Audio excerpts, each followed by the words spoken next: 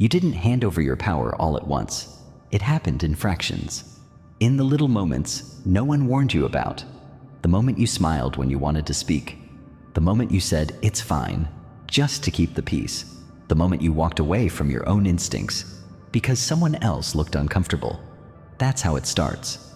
Not with domination, not with threats, but with your silence, with your consent. With a quiet, unspoken contract you never signed, but kept honoring anyway. You were trained to think it was maturity. That if you could just keep being agreeable, flexible, selfless, they'd see your worth. That if you made yourself smaller, softer, easier to love, they'd finally give you what you've been starving for. Respect, safety, belonging. But they didn't. Instead, they got comfortable. Comfortable with your boundaries bending. Comfortable with your voice disappearing. Comfortable with you being the one who always folds first. And you got tired, not just physically, existentially. Soul-deep tired. The kind of tired that doesn't come from doing too much, but from holding back too long. From knowing, deep in your gut, that something's been stolen, and you were the one who left the door open. That's the hard truth no one wants to admit. You weren't overpowered, you were over-accommodating. And that quiet, dangerous habit of making yourself small just to keep others comfortable, that's the real enemy. Because you didn't lose control, you gave it away. Not once, repeatedly. You gave it every time you said yes when you meant no. Every time you tolerated disrespect and called it keeping the peace. Every time you stayed in rooms that drained you, hoping they'd finally see the real you. And here's the Stoic truth. The world avoids. If someone needs you to betray yourself in order to stay close to you, they were never safe to begin with. And yet, we let them stay. Not because we're weak, because we're wired for connection. Because the child in you still believes that being chosen means being good enough. But you're not a child anymore. You're a sovereign being. And sovereignty doesn't scream. It doesn't punish. It doesn't need revenge. It just quietly says, that version of me is gone. Because this is where the lie ends. The lie that says if you give more, tolerate more, explain more, you'll finally be free. Freedom doesn't come from permission. It comes from reclaiming what you gave away so quietly, for so long, that you forgot it was ever yours. And reclaiming starts with this realization. You don't owe anyone access to your life just because they've grown used to entering it without knocking. You don't owe your availability to people who only show up to take. You don't owe your silence to people who only love the version of you that doesn't speak. You owe yourself truth, even if it costs you connection. Especially if it costs you connection. Because the Stoics didn't wait for the world to treat them right. They trained themselves to become ungovernable by anything outside their own mind. Epictetus was a slave. Seneca was exiled. Marcus Aurelius ruled an empire at war. None of them had control over their circumstances, but all of them had control over their response. And that's what you're reclaiming now. Not your past, not your wounds, but your right to respond to this life with clarity, boundaries, and quiet self-possession. No longer seeking control over others, just full control over you. That's where it begins. Not with a scream, with a stance, still, unapologetic, unbreakable. Because when you stop performing for approval, something ancient wakes up inside you, self-respect. And once that returns, you'll never trade it again. Not for love, not for peace, not for belonging. Because you'll finally know anything that asks you to abandon yourself was never worth having to begin with.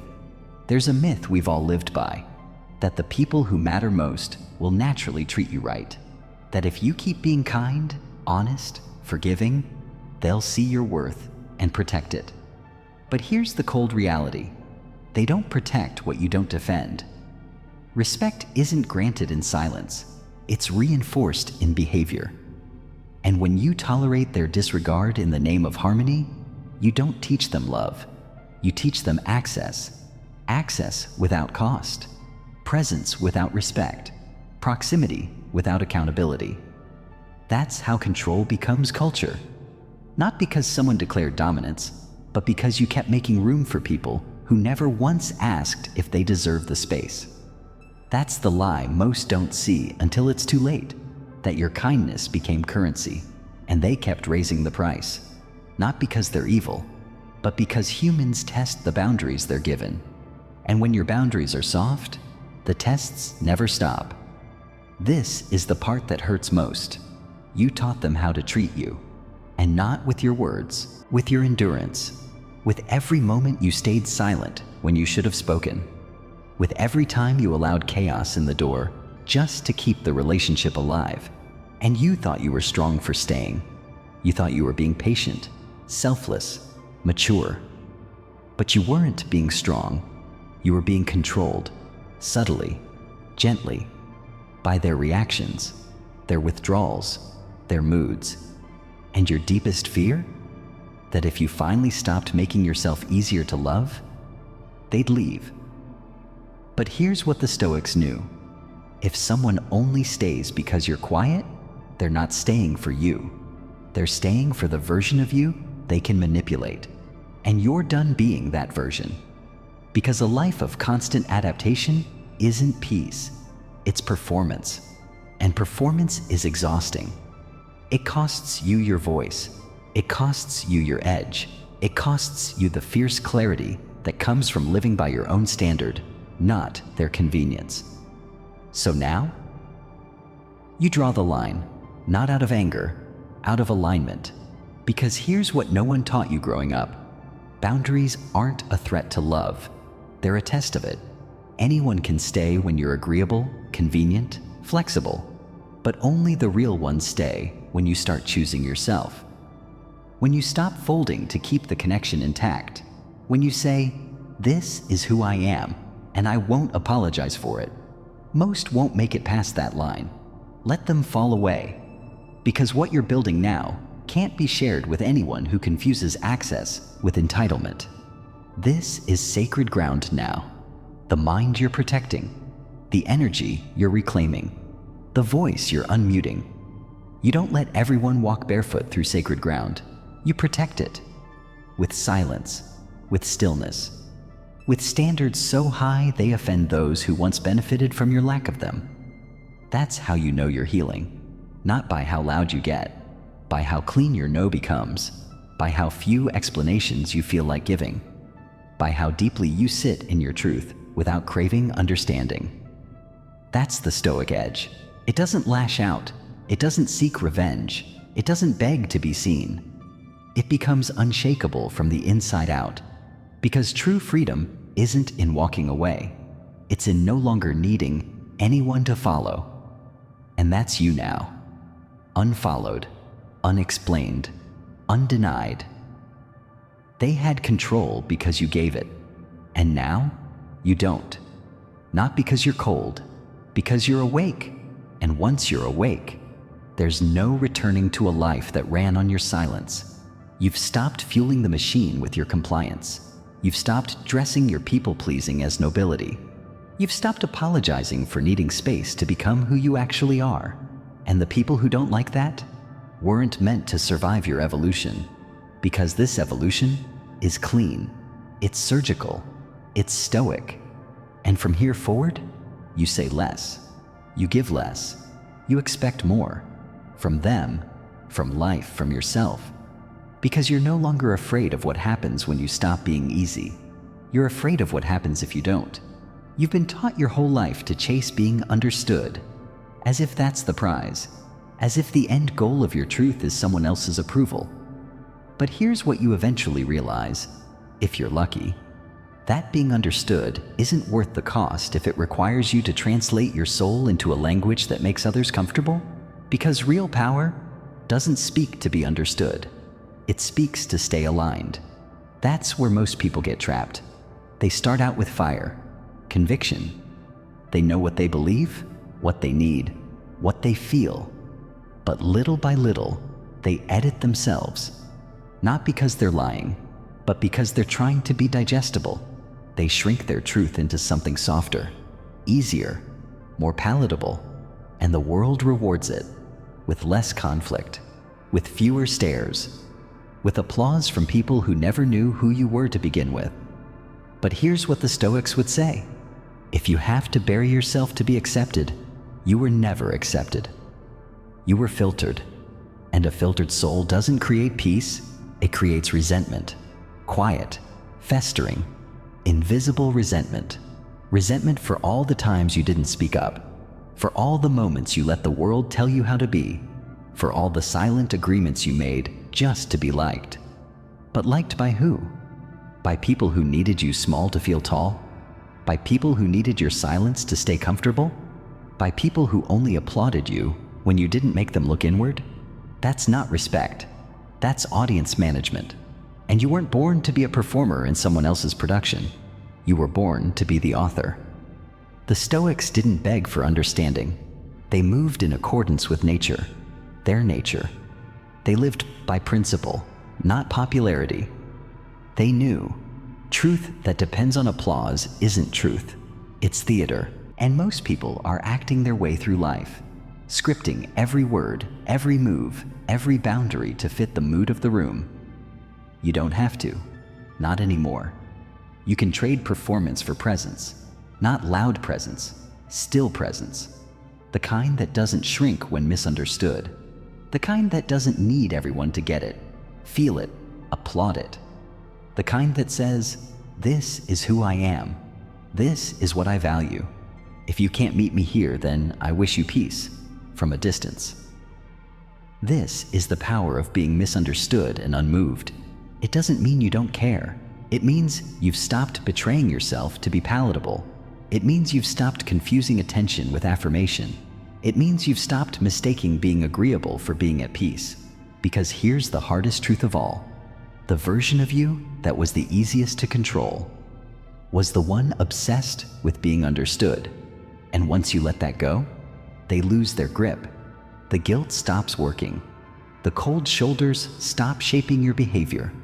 The threat of being too much stops silencing your voice because you finally accepted. You don't need to be understood to be whole. You don't need to be liked to be right. You don't need to be chosen to be powerful. You just need to live like your alignment is more valuable than their approval, because it is. And every day you do that, quietly, relentlessly, without permission, you build something they can't take from you: sovereignty. Not the kind that roars, the kind that endures. Not the kind that explains, the kind that acts. Not the kind that waits for permission, the kind that rewrites the rules. This is the Stoic path, and it's not for everyone, but it is for you, because you're done begging to be seen. You're done hoping they'll finally get it. You're done softening your edges just to survive their discomfort. From now on, you don't ask for space, you take it. And in that space, you finally hear the one voice you silenced for too long.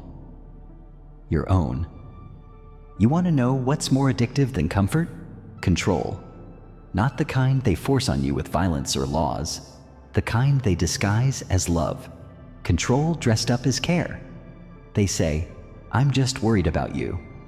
They say, I just want what's best. They say, I know you better than you know yourself. And you believe it, because it sounds soft, because it looks like concern, because you were raised to think protection always comes with a smile. But what no one tells you is this: control doesn't always come with fangs. Sometimes it comes with hands that feel like home. And that's why you didn't see it happening. You thought you were loved, but you were being managed. Your dreams were too big, so they told you to be realistic. Your standards were too high, so they said you were difficult. Your silence was too strong, so they told you to lighten up. And little by little, you gave them ground. Not because you were weak, but because you were kind. Because you wanted to meet them halfway. Because you thought, maybe they're right. But here's the cost of always meeting people halfway. You walk 90% of the distance. You bend, you shrink, you fold, and they sit in the comfort of your effort, never once learning to rise to meet you. That's the invisible leash. That's how control thrives. Not on domination, on your willingness to give and give and give without once being asked how much it's costing you. But the Stoics knew, real freedom isn't the absence of influence. It's the presence of internal law. It's knowing exactly who you are, what you will accept, and where you draw the line before anyone else tries to draw it for you. Seneca said it clearly, "You act like mortals in all that you fear, and like immortals in all that you desire." Translation? You hesitate where you should move. You give power to people who wouldn't know what to do with your soul if you handed it to them gift-wrapped. You wait for their blessing to live your truth. And that waiting, it becomes a cage. You stop applying for the job. You stop ending the relationship. You stop drawing the boundary. Why? Because they haven't approved it yet. Because you're afraid that if you change too fast, too bold, too big, they'll leave. And maybe they will. But that's not the tragedy. The tragedy is all the times you left yourself so they wouldn't have to. That's what this part of your journey is about. Not rebellion, not revenge. Return. Return to your own rhythm. Return to your own instinct. Return to the unshakable part of you that remembers. You never needed permission to be whole. You only needed clarity. And clarity doesn't scream. It whispers in your own voice when the noise dies down and you finally have the courage to listen. You want peace? Then prepare to disappoint people. You want freedom? Then be ready to walk away from comfort disguised as connection. Because not every hug is safe. Not every "I love you" is clean. Some come wrapped in shame, silence, and sacrifice. And your job now is simple. Unwrap it. Look at it. Ask, does this love let me breathe? If the answer is no, walk. Don't explain. Don't apologize. Don't leave the door cracked for them to come back in later with the same terms. Close it. Because your sovereignty is not negotiable. Not anymore. And if that makes you the villain in their story, let it. They'll say you changed. They'll say you became distant, cold, unreachable. But you didn't become unreachable. You became self-governing. You stopped answering to a voice that wasn't yours. And in that silence, you found peace, not the kind that comes from being approved, the kind that comes from not needing it anymore. This is the part they never prepared you for. The part after the silence, after you say no, after you walk away, after you stop explaining. It's quiet here, not peaceful at first, but hollow. Because what no one tells you is that freedom is lonely at the beginning. When you stop performing, when you stop managing everyone's feelings, when you stop shaping yourself to fit rooms that never deserved you, you feel it. Not applause, not relief, but emptiness. Like walking out of a house you built with your bare hands, only to realize it was built on someone else's blueprint. And for a moment, you'll want to go back, because at least you knew the rules there. At least you knew how to survive. But survival isn't what you're here for anymore. You're here to live. And to live, to really live, you have to burn the contract you didn't even know you signed. The one that said, "I will not upset. I will not challenge. I will be agreeable. I will ask for nothing and give everything." No more. That's what this moment is. Not your collapse, your coronation. The moment you rise, not as the version of yourself who could be loved by everyone, but as the version of yourself who is owned by no one, not even the past, because the past will beg for your attention. It will whisper, maybe you overreacted. Maybe they weren't so bad. Maybe if you just softened again, but you won't. Because now, you see it. You see how long you trained them to take without asking. How long you convinced yourself that love meant tolerating pain, how long you silenced your truth so someone else could speak louder. And you're done, because silence isn't noble when it comes from fear. It's only powerful when it comes from clarity. And now, finally, your silence is clean. No longer the product of suppression. Now it's armor. Now it's law. Now it's a sanctuary where your soul can breathe without asking permission. This is what the Stoics knew, that freedom isn't found in rebellion, it's found in restraint. That strength isn't loud, it's unbending. That the highest form of power isn't dominance, it's self-possession. And that's what you have now. You don't need to fight, you don't need to prove, you don't need to scream. You just need to hold. Hold your boundaries, hold your standards, hold your code, because that's the final evolution. When the war inside ends, when the need to be chosen dies, when the only voice you answer to is your own, and that voice doesn't ask, will they accept me? It asks, did I stay in alignment? That's the real revolution. That's the kind of presence they can't control, because it doesn't beg for validation. It moves like gravity. Unseen, unapologetic, undeniable. So let this be the creed you carry now. Say less, stand firm, guard your soul, move with silence. This isn't strategy. This is Stoic survival. This is the life they can't take from you, because it was never built on their permission. It was built on your decision. And from this moment forward, you don't wait to be empowered. You don't wait to be seen. You don't wait to be understood. You walk. And when they ask what changed, you won't answer, because they'll already know.